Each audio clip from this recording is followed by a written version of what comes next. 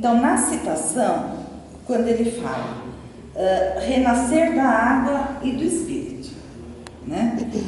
Ele fala ali na frente que é necessário renascer da água e do Espírito. Então, ao longo de todo esse tempo, das civilizações, tudo, teve algumas controvérsias quanto ao entendimento da água, né?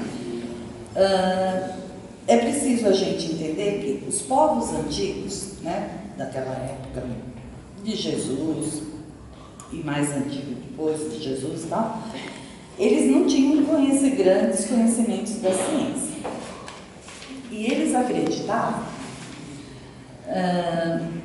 que a Terra havia saído das águas, né? Inclusive na Bíblia tem algumas passagens de Jesus sobre as águas, as águas que se separaram. Tem muitas passagens falando da água, mas a água no sentido de que era a vida, tá? É um sentido figurado, não é a água física, a água, né? Então, eles consideravam que a água era um elemento gerador absoluto da vida. Era esse sentido da água, e é esse sentido da água que foi escrita a Bíblia, né? Como gerador da vida.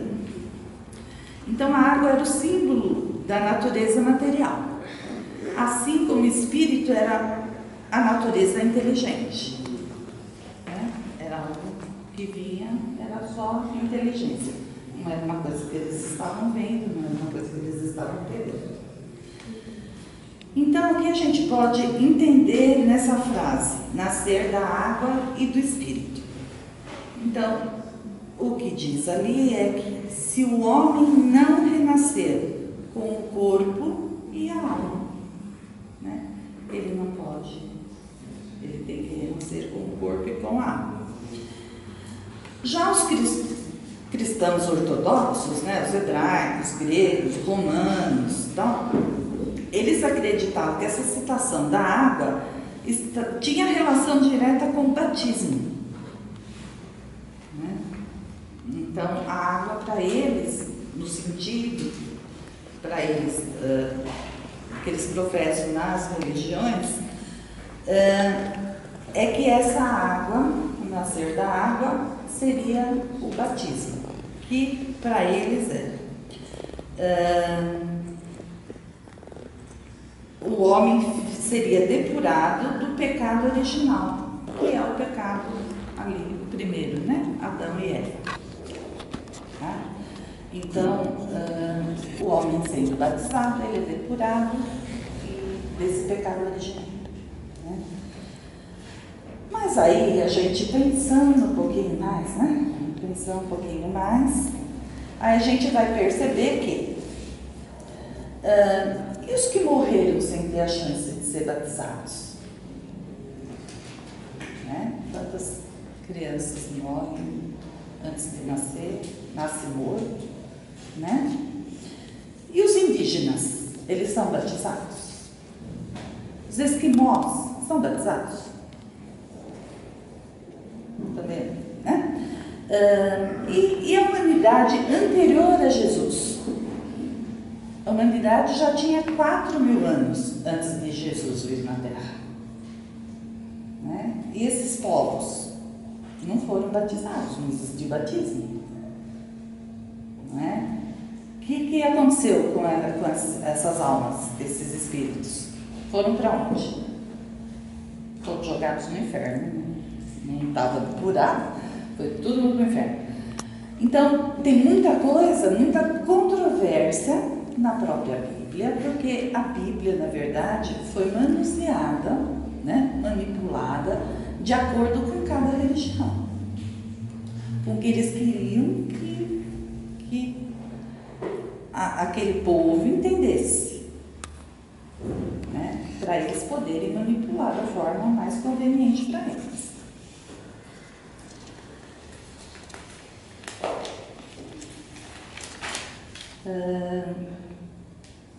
As religiões primitivas, elas que tiveram o acesso, né, a essas escrituras, originais, que eram os escritos lá dos discípulos e tal. Então eles foram moldando de acordo com o que eles achavam que era melhor para eles, né? E teve muitas, se você olhar, ler, estudar a Bíblia, você vai ver que tem muita coisa que não faz sentido, né? Muita coisa que não faz sentido. Mesma história da criação da humanidade, né? Não faz sentido. Jesus fez a luz, depois fez depois fez os astros, mas a luz veio de onde? Se não tinha astro, não é? A humanidade foi criada, tinha lá o Adão e Eva, tiveram 2 filhos, tudo bem, Adão e Eva, 2 filhos, só que aí eles procriaram, né? Casaram com quem? Só tinha eles, não é? Então, se a gente for pensar, estudar um pouquinho mais, se deter na Bíblia, a gente vai ver que tem muita coisa que é anunciado, que assim, crenças, né? Crenças que foram passadas para controlar aquele povo da época, né? E que permanece, porque ninguém tirou, foi ficando, né? Mas a gente já está num grau de evolução que a gente pode questionar essas coisas, né? E ficar com o que é verdadeiro, o que é interessante. Quando Jesus diz, o Espírito sopra onde quer, mas não sabemos de onde ele vem, nem para onde vai, né? O que ele quer dizer? Nós podemos entender essa passagem pelo Espírito de Deus, que dá a vida à alma do homem, né? Se o espírito fosse criado com o corpo, junto com o corpo, né? Gravidou, forma o corpo e forma o espírito junto. Aí a gente saberia de onde ele vem. Sabe que veio daquela mãe, daquele pai, né? Mas Jesus diz que não, que a gente não sabe de onde ele vem. Então ele não vem do corpo. Ele não vem do corpo. Então, esta passagem, diz ali no Evangelho segundo o Espiritismo, que é a consagração do princípio da pré-existência, né? Se ele não vem do corpo, o espírito já existia, né? Então, é a consagração da pré-existência da alma e da pluralidade das existências. Falar um pouquinho de ressurreição. O que era a ressurreição, então, para os judeus, né? A gente já deu não é muito além do que eu já falei. Então, os judeus e algumas religiões ainda acreditam nisso, que não existe a reencarnação, existe a ressurreição. Então, eles acreditavam que o homem acreditava que a alma vivia, tá? Mas que não vinha num outro corpo, vinha no mesmo corpo que estava morto, né? Que ele iria reviver, esse corpo reviveria, né? Pela ciência, a gente sabe que é humanamente impossível isso acontecer. Uma vez tudo morto, não vai voltar a funcionar mais, né? Então, eles acreditavam numa coisa que não vai existir, mas eles também não sabiam entender de que forma que a alma poderia viver, como ela poderia voltar, né? Eles não entendiam isso, né? Como pode a alma voltar? Tem que ser no corpo que ela estava, pertence àquele corpo, né? Esse era o entendimento deles. Jesus dizia sempre, né? Quem tem ouvidos de ouvir, que ouça.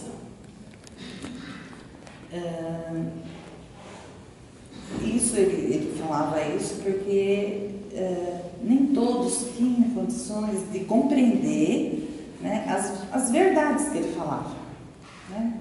Não eram todos que entendiam. O outro podia ser, mas a maioria não. Por isso que ele falava muito em parábolas, né? passagem aqui de Isaías, Isaías era um profeta, né? Do Antigo Testamento, então ele vivia mais assim, das leis mosaicas, né? Ele diz assim: os teus mortos viverão, os meus, a quem tiraram a vida, ressuscitarão. Então, o que ele diz aqui? Se o profeta quisesse falar da vida espiritual, ele diria: seus mortos ainda vivem, né? E não seus mortos viverão. Então, ele falava do que ele acreditava, né? Da ressurreição. Porque ele disse que os mortos dele iriam ressuscitar. Os mortos de Jesus podia viver em algum lugar. Aí, você quer falar alguma coisa dessa parte de reencarnação, Ju? Posso. Aqui, você vai falar da instrução dos espíritos ou já posso falar? Eu vou falar um pouco dos laços de família, mas se você quiser falar da reencarnação, alguma coisa, eu já vou ver que assim. Aí a gente já puxa o gancho. O que é interessante da reencarnação é que aqui a instrução dos espíritos, né, foi perguntado se a reencarnação é uma forma de punição, né, para os espíritos, né? E na verdade não é. A gente tem que entender que a reencarnação é uma outra chance, né, que Deus nos dá de vir à Terra, né, de resgatar. A gente sabe que tem os nossos débitos aí, os resgates a cumprir. Então ele faz uma analogia bem legal com a nossa vida escolar, né? Então imagine uma criança de 10 anos, ela não pode simplesmente falar: vou me matricular na faculdade. Ela tem que passar por aquelas etapas, né? Que a gente sabe, vai para a escolinha, vai para o prézinho, depois vai para o ensino fundamental, o ensino médio, né, o colegial, para depois chegar ali na faculdade, fazer seu mestrado, ou até um doutorado, né, que é um nível ali superior. Então, para ela chegar lá em cima, ela tem que passar por todas aquelas fases da escola. E a reencarnação serve justamente para isso, né, para a gente chegar ali no topo da nossa evolução espiritual. A gente tem que passar pelas reencarnações, ou seja, vindo para a Terra, né? É o convívio daqui que você vai falar dos laços familiares, isso, né?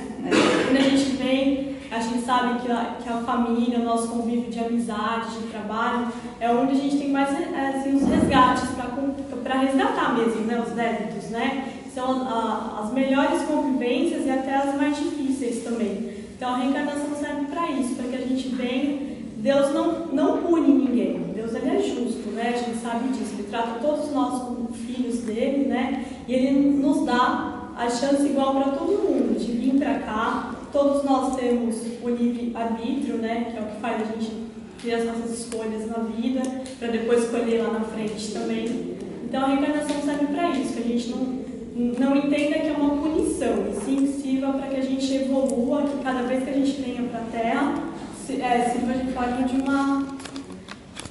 um avanço espiritual nosso, né? Para a gente conseguir chegar mais lá na frente.